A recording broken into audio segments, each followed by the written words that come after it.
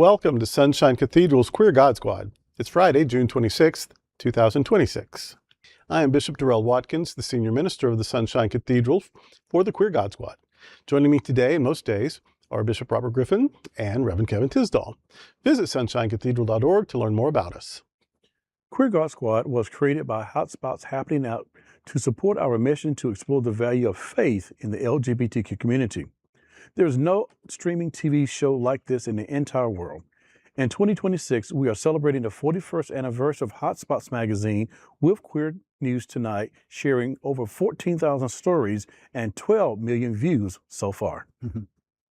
We are the largest nonprofit LGBTQ media organization in America, and we encourage you to support our mission to inform, entertain, and educate our community and allies. Please like and share today's story, and if you'd like to support the work of Sunshine Cathedral, visit sunshinecathedral.org. This is the Sunshine Cathedral perspective. Queers know what it's like to have faith dismissed. Defense Secretary's pastor insults Mormon faith. Doug Wilson, a controversial pastor and co-founder of the Communion of Reformed Evangelical Churches, recently characterized the Church of Jesus of Latter-day Saints as a non-Christian faith and polytheistic. Wilson, whose church Defense Secretary Pete Hegseth attends, previously delivered a sermon at a Pentagon prayer service arranged by Hegseth. These remarks follow a controversy involving a Pentagon list of recognized religions that initially categorized 21 faiths as Christian, while listing the Church of Jesus Christ of Latter-day Saints separately. Following backlash from Mormon lawmakers, the Pentagon released a revised list that removed the quote-unquote Christian label and stated its purpose is not to adjudicate theological debates, but to ensure respect for all faiths. The article highlights broader scrutiny of Hegseth's affiliations and past controversies. Hegseth has previously expressed views aligned with Christian nationalism and has faced internal scrutiny regarding his own religious tattoos, which some military leadership previously flagged as potential indicators of extremism. Potential indicators of extremism. Additionally, the report notes recent instances where Hegseth drew public mockery, such as reciting a prayer adapted from a fictional source in a movie. I have a lot of problems with this man and his pastor.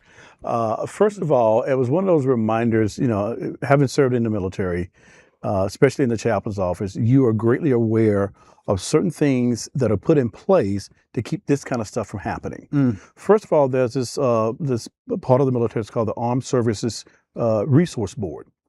And this is one of those boards that these kind of conversations would have started at before any proclamation is made about who's in and who's out. There's also the Jewish Resource Board that's part of this process as well. And so I'm just appalled that anybody will have the audacity to come up with a list that truly reflects our service people to say that you are no longer classified as a part of being honored in the country for which you have raised your right hand to defend, to classify you as no longer worthy to be called a Christian. And I think that however this got worked out on the bathroom toilet paper, that is where it should have stayed and flushed down the toilet and never seen the light of day.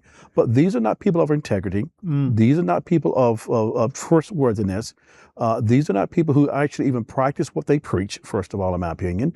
And these are people who just want to usurp authority over other folks that say it's our way of the highway. And I would much rather they all take the highway. I don't even know where to start.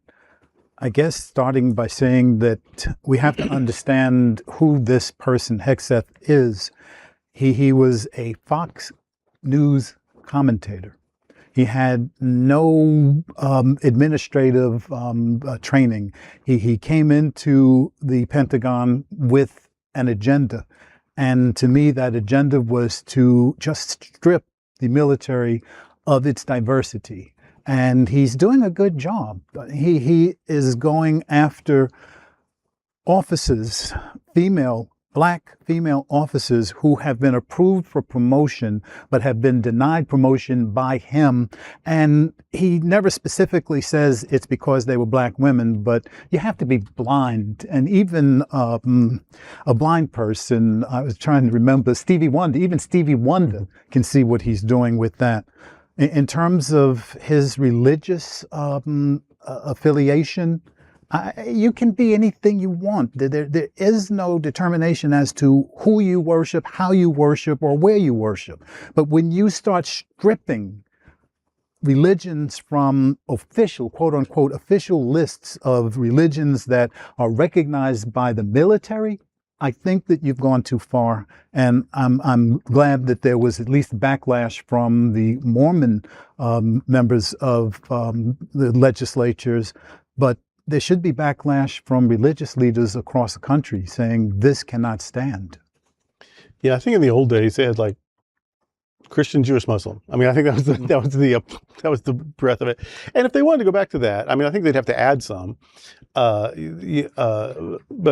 Christian, Jewish, Muslim, ancestor worshiping religions, goddess worshiping religions. I mean, if you just want to have broad categories, so you keep it down to 7 or 8, okay. But if you're going to start naming, then you're going to get in trouble for who you don't name. And I was surprised to see the Church of Jesus Christ of Latter-day Saints, the Mormons, not listed as Christian. This is their own little separate thing. Well, of course, it's the Church of Jesus Christ, but they're not Christian, right? What a surprise. And of course, they pushed back against that, as they should have done. And luckily, for once, a complaint was heard and they adjusted it. But yeah, it's not the Defense Department's job to decide who is and isn't Christian and whatever. So there's that. The second thing, I have 3 points, like a Baptist sermon. The second point, are they Christian on the list? I don't know. The other point is that it was astonishing to me that the Unitarian Universalist Association was not on there. That's not an approved thing. That you cannot know anything about American history without knowing the prominent role that Unitarian Universalists have played. We have had Unitarian Universalist presidents. Unitarian Universalists were 2 pretty major Protestant denominations that came together in 1961 to form this new faith tradition. And it has sort of evolved past Christianity to become its own thing, sort of an interfaith denomination, but it still has Christian roots, and Christianity is still part of the many things they incorporate. But even if it's not Christian, and they won't mind that you don't call them Christian, a lot of them say, oh, no, I'm not Christian. But to leave them off the list, the Unitarians, first of all, Unitarians and Universalists have been around since day one, not as an organized denomination, but those theologies were around in the 2nd century when people were arguing about which one was going to win out and become the one. So they've been part of this journey the whole time.